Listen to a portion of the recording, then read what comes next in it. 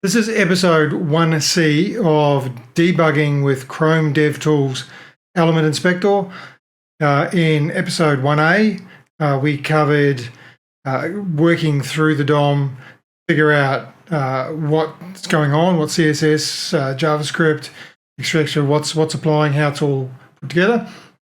In episode 1B, we looked at deconstructing the Elementor homepage. We picked a few sections out of that, a few elements, and just recreated the idea and looked at how we use the inspector to do that.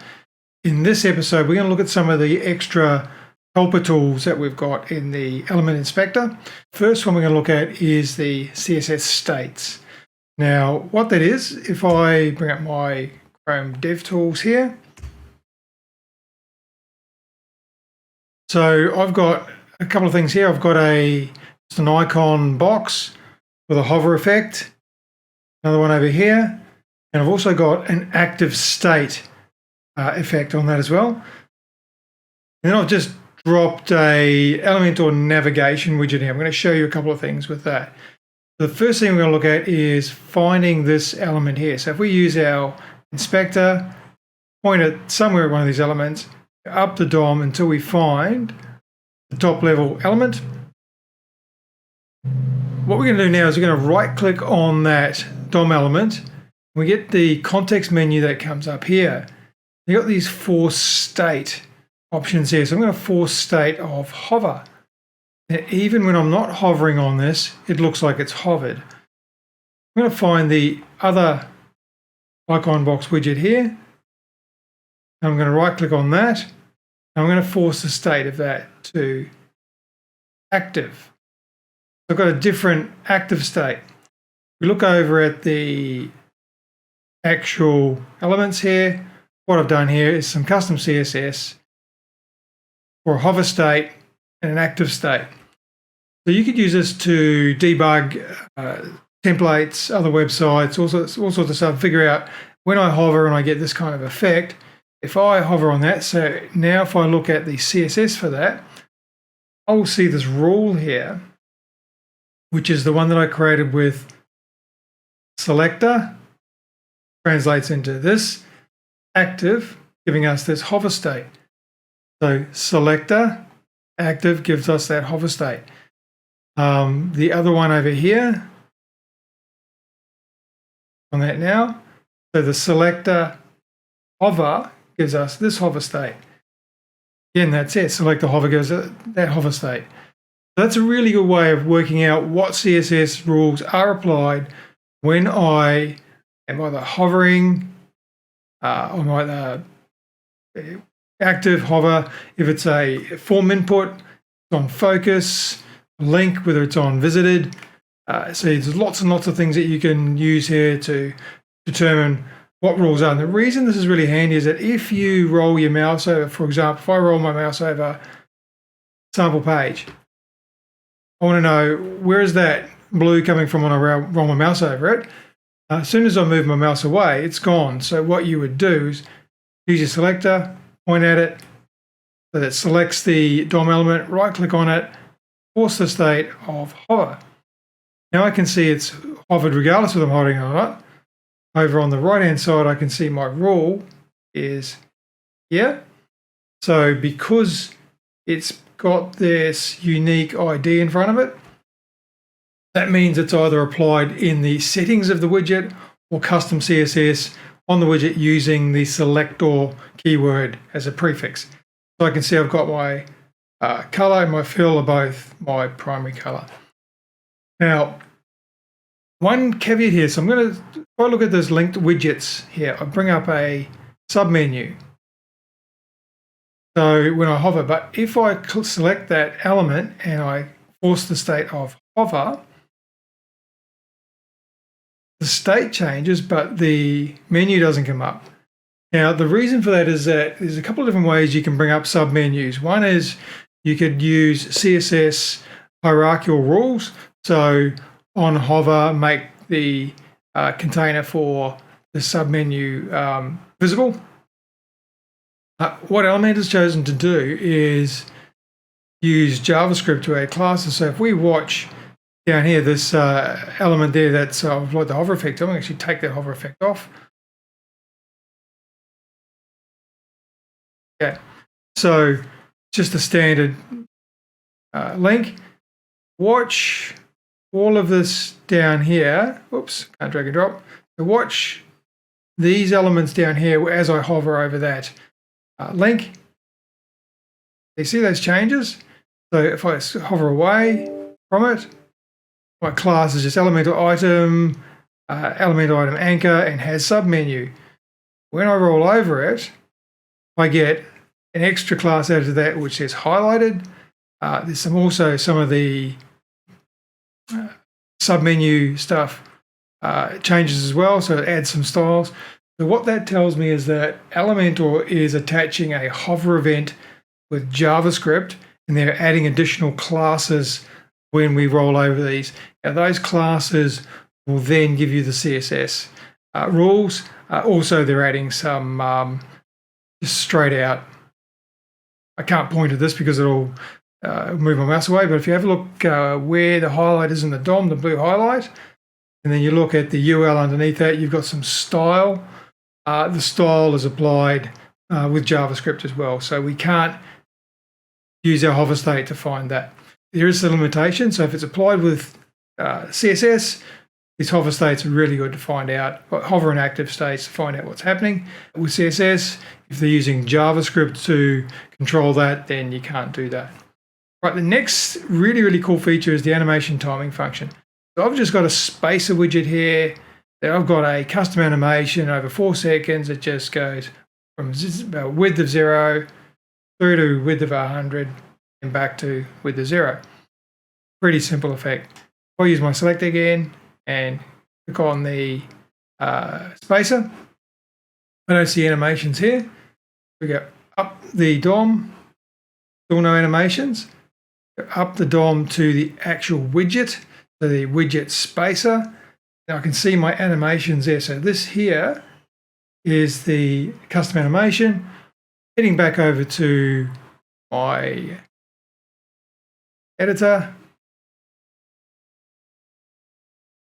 There's my custom animation rules there. So the selector keyword again, it's translated to that unique ID, and all I'm doing is from 0% to 100% to 0% with the width. That's all it is, with a ease of a timing function of ease and an iteration count of infinite. You can actually do this as a shorthand. I've separated it out so it's easier to explain.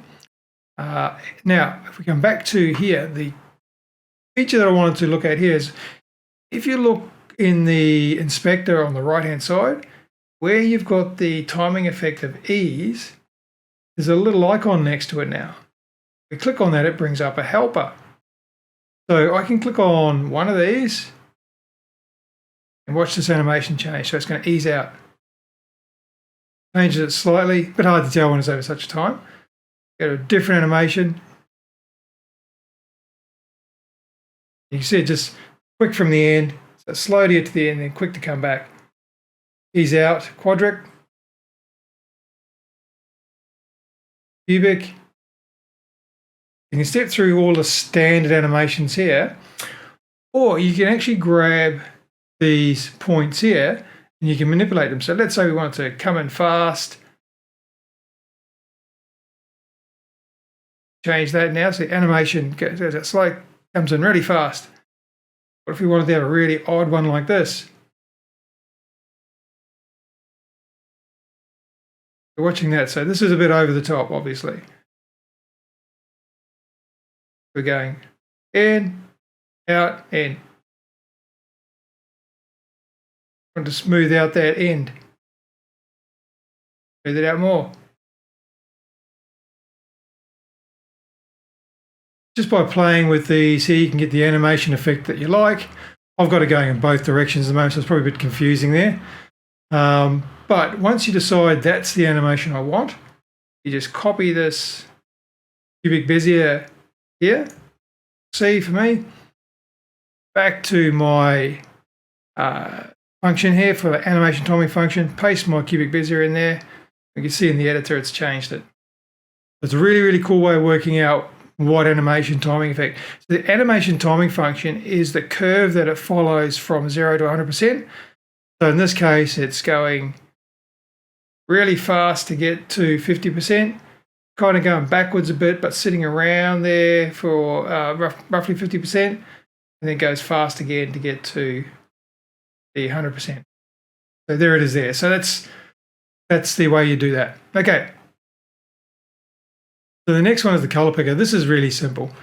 So again, the element selector, select the element we want. So that's a spacer inner. We don't see any CSS to set the background color on that. So go to the spacer. Again, there's no CSS to set the color. Widget container, and we've got some color. So different widgets can put different settings in different places. Some of them put it on the actual widget, some put it in the container inside the widget, and then you've got the actual widget itself inside there. So you need to look at this, the DOM, to see where that's applied. In this case, it's there. Now, look at the background color. You've got the variable of global color text. Also got this little swatch next to it. If I point it out, I get a hand. By default, the color picker is on, so I can move anywhere on the screen. I can pick a red, I can pick this gray, I can pick, can't go outside the window, so I can click this color, that color, and I can pick anything. This could even be a image, so this could be the photo we had up here of the car. We might kind of pick that red out of it, or this darker red, or maybe that blue over there we like. And then we've just changed the color to that blue we picked out of the image. When you're finished, you just copy that, paste it into wherever you want it. So I'm going to grab it here, go to my widget here, into my background settings, and I'm just going to paste that in there. Okay, so now we've got that color, which we use the color picker for to pick out of the image of the car. There's the color picker. Flex. This is awesome, awesome, awesome. So with the Elementor in the current version, the sections and columns, flex properties are on the column. So we go to the column here, go to the column wrap, then we have a widget wrap. So if I go over to this column here, and I can select my horizontal line to space between blah, blah, blah, vertical line to space between, space around whatever. So on this column is where I'm actually setting those properties. Where it actually applies them, if that's the column there, there's a wrapper called the column wrap, and there's another wrapper called widget wrap. That's where it actually applies it to. So if we look here, we can see on the right-hand side, we've got another little helper in Chrome DevTools under Display Flex. Click on that, and we get the Flex helper. So this is probably something you've seen if you've used Oxygen, or if you've used, or if you've played around with the dev version of Elementor, which is the I'm not sure when they're releasing that, but when that's going to come out, you're having Flex containers. These will be very familiar icons that you'll see in there. So I'm not going to go through Flex in detail here, but we'll look at the basics. So if we go further up to this wrapper, we've got the widget wrap in Flex just set to Flex, and the aligned content is set to Flex Start, which is going to put everything at the beginning of the Flex container. I've got these set to, I think, around 25%, but I've only put 3 across. So what we now do, actually it must be a bit bigger than 25% because the fourth is wrapped onto the next. So going back to our Flex helper, let's say I want these to use the space between, where it's going to put the first one on the left, the last one on the right, and it's going to space everything in between. So I roll the mouse over these icons here, and I can see that says space evenly, that says space around, space between. If I click on that, done exactly what I wanted, where it's moved the first one to the far left, second one to the far right, and it's equally distributed the space. If I want this to be space around, it'll equally distribute the space that it's got either side of each element that fits within that box. And this looks pretty similar, where it justifies the space between, space evenly. Not sure what the difference is actually between that and space around. Actually, it does look different. I'm not sure exactly how it calculates that. Anyway, so we can stick it in everything in the center, everything to the left, everything to the right. So now you're starting to see why the flex containers coming in element or version, whatever, is highly anticipated. You get a lot of control over how these things actually happen. So I'm going to go back to my space between. Now at the moment, we've also got this set to, I think it's flex column, flex row. The direction by default is row. If we set it to column, it's going to try and arrange everything in a column. So by default, we want it on row, which is the default anyway. You can reverse your columns or your rows here as well. Flex wrap. So at the moment, it's got flex wrap on it because these elements are wrapping. So even if I turn that on, it's going to make no difference. If I set this to no wrap, it tries to align all of these. Now I've got this as a container inside that column, which goes 100%. Then I've got all these at 25%. So it's going to weight each of these, and it's with its flex rules. Again, I'm not going to go through all of that. And it will make sure everything is on the one column, and it will adjust the widths accordingly, so you don't get any wrap onto the next column. It can be really useful in some circumstances, not in this particular one.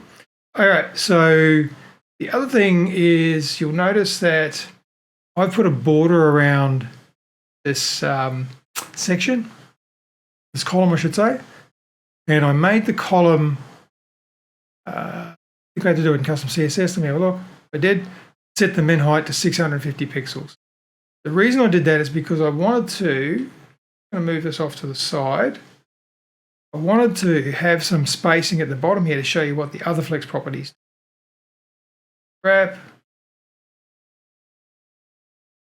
So the align content here is where do you want to stick the content. So if we go to the center, it's moved everything into the center of that flex box, giving us equal space at the top and the bottom.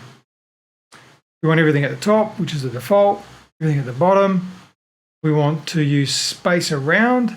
Again, it distributes the spacing that we've got equally between each element, including the top and the bottom. One, space between, where the top goes to the top, bottom one goes to the bottom, and it equally distributes the space between the others.